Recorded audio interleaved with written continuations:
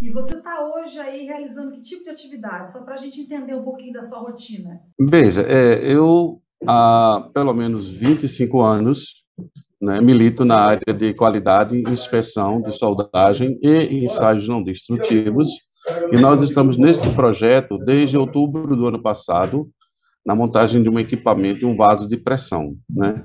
E, em paralelo a essa atividade, nós estamos participando também da maior parada para a manutenção da petroquímica. Hoje nós temos aproximadamente 2.000 colaboradores de diversas empresas envolvidas nessa atividade. Eu sou certificado pelo SNQC FBTS como inspetor de soldagem nível 1 e pelo SNQC ABEND, líquidos penetrantes, partículas magnéticas.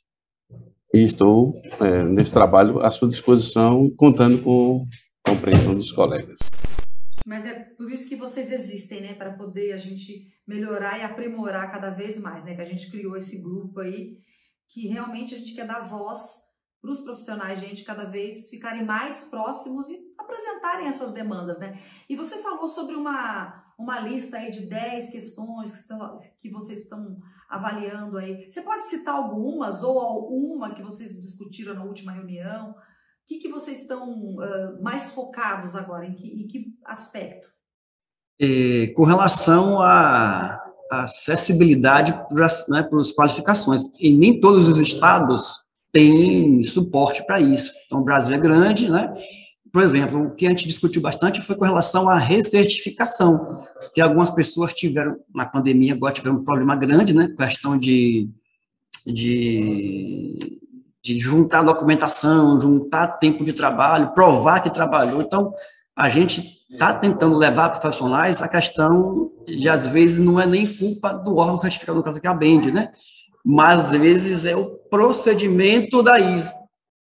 A pandemia, então, acabou que, para algumas pessoas, conseguiu-se uma saída, para outras, não. Então, o profissional que é certificado em alguma técnica de END, que tem como base a ISO 972, se não me engano, essa ISO, precisa seguir o que está na ISO. Então, a BEND segue está na ISO. Então, às vezes, o profissional não conhece exatamente as regras de sua qualificação e, por algum motivo ou outro, se passa e não tem os prazos corretos. Por exemplo, já perdi o prazo de enviar, mas estava dentro daquele prazo mínimo, né? Depois que vence, você ainda tem uma chance. Eu liguei para a BEND, mandei um comunicado, o pessoal avaliou, viu que dava tempo ainda, e eu consegui fazer a prova de novo. Ou seja, existe o prazo mínimo, existe aquele tempo pós o prazo que é dado ao profissional, mas se ele não se atenta a isso, não junta a documentação, não se informa direitinho as datas de vencimento, aí depois que passa, fica difícil, né? A BEND conseguir ali contornar a situação. Então, a questão foi que algumas pessoas não estavam conseguindo mais recertificar e perderam, saíram do site, né? Então, e agora, quando está no meio do trabalho, como é que faz isso? Então, esse é um item que a gente ficou de avaliar exatamente aí. Vai divulgar essa questão de o técnico, né, a profissional, ficar atento a essas datas de vencimento. E no Rio de Janeiro, qual que é a realidade hoje aí do Rio de Janeiro, você é representante do Rio, para o profissional de END? Como é que está o mercado de trabalho? Conta um pouquinho para a gente aí do panorama para o profissional de inspeção do Rio de Janeiro. Hoje, dentro do Rio de Janeiro, tem poucas obras, né? Não tem muita obra. O pessoal tem migrado para outros estados. A gente, inclusive, está trabalhando, tem mais serviços em outros estados do que dentro do Rio de Janeiro. Eu percebo que, eu não sei em questões de número, né? Mas que mesmo com essa redução dos serviços, né? A gente vê que tem faltado profissional, entendeu? Eu tenho percebido isso. A busca por profissionais tem aumentado, apesar deles não estarem situados, né, dentro do Rio de Janeiro, mas tem faltado profissionais no mercado, entendeu? Nossa, isso é uma informação que você está passando, é muito importante, porque mesmo não estando tão aquecido em obras, em atividades para vocês, ainda falta profissional, né? Quer dizer, tá aí o impacto da certificação profissional, porque numa dessa, eu acredito, e você pode, né, até desenvolver melhor essa questão, a certificação profissional é fundamental na hora de se colocar no mercado, não é, Marcos? Com certeza, é fundamental. Quando a gente tem uma certificação, ainda mais numa instituição como a Bend, reconhecida mundialmente, né? Isso é um diferencial muito grande quando a gente chega para um cliente ou para um prestador de serviço, né, como nós, ter as certificações em dias e válidas é essencial, né? E que eu digo assim para todos, né, para que não parem em uma, né, que vá agregando certificações que elas sejam condizentes, né, para que isso fortaleça o profissional, né?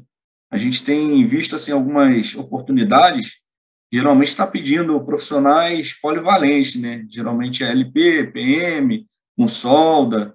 Então, é importante o profissional estar sempre buscando mais qualificações. E quem eu acho que ainda quer começar, ainda tem campo aí para quem quer começar. E você vem falando aí desse paralelo aí de pessoas, sistemas automatizados. Você acha que me fez pensar que o papel do líder mudou muito nos últimos anos, né? Com a inovação tecnológica.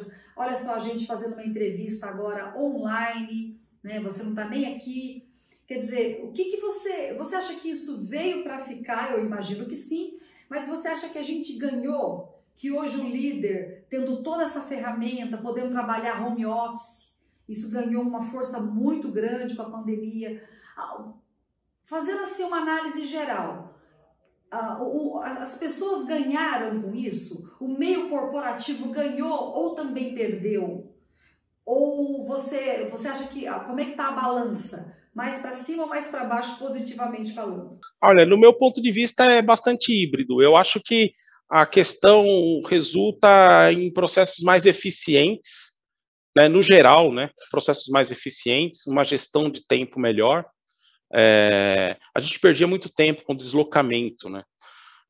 Para você ter uma ideia, até 2019, a minha média pessoal de viagens ao exterior era em torno de 25 a 30 viagens por ano, né? Então, se você coloca isso na ponta do lápis, é praticamente metade do ano você viajando. Sendo que a gente sabe que praticamente metade desse tempo, um terço desse tempo, era em deslocamento e todo o custo envolvido dessa operação. Então, acho que hoje você consegue estar mais presente, o mundo online, digital, por exemplo, hoje você consegue estar mais presente, mais próximo do seu cliente, do teu ponto de necessidade, mesmo sem ter um contato físico. Então, isso é uma grande mudança. O problema é que nem todo mundo está preparado para isso, né? Eu acho que a maior parte das pessoas está se adaptando, se adaptou bem, mas também tem uma parcela de colaboradores e de profissionais que precisam do contato físico, né? Então, depende muito também do perfil da pessoa, mas no geral, o desempenho e a performance aumentaram, né? O desempenho foi melhor porque a eficiência e a gestão do tempo foi aprimorada. Então, a gente consegue estar mais presente, até mesmo próximo a clientes que são mais distantes, assim, num estilo de contato, de atendimento muito mais eficaz do que necessariamente todo esse deslocamento, essa agenda de tempo e tudo mais. Então, os processos estão mais eficientes. Ela, como eu falei, ela é fabricante de equipamentos, né? Sim. Nossa especialidade é a fabricação de equipamentos em geral, né, equipamentos elétricos, né? Especializados, né, o nosso know-how principal é a fabricação de equipamentos EX para áreas classificadas. Luminárias, né, que é o nosso principal produto, o carro-chefe, que é a parte da iluminação, EX, para área classificada. Mas também temos equipamentos, né, como parte de infra, né, que a gente diz, né, como infraestruturas, né. Mas além do produto EX, da área classificada, a Naville também fabrica equipamentos para áreas TGVP, produtos com grau de proteção IP. Sim. Então, tem uma gama grande de produtos, né? Mas o know-how é EX. Desculpa te cortar, mas para quem não sabe, o EX, a área classificada, que o Marcos falou, é uma área com risco de explosão, né?